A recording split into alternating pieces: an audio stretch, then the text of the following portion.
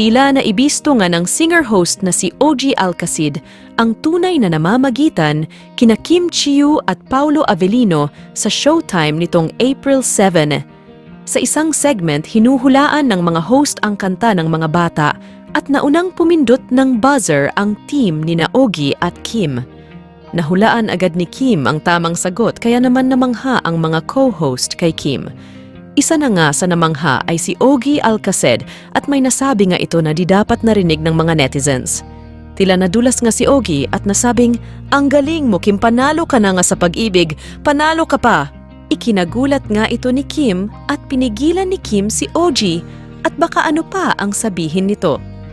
Nagsorry tuloy si Ogie kaagad kay Kim at dinaan na lang ito sa biro. Dahil sa nasabi ni Ogie ay mas lalo na panatag ang mga fans sa pag-iibigan ni Kim at Paulo.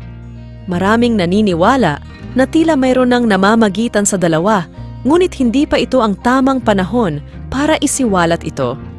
Umaasa naman ang mga fans na balang araw ay aamin na rin ang Kim Pao kung sila na ba sa totoong buhay.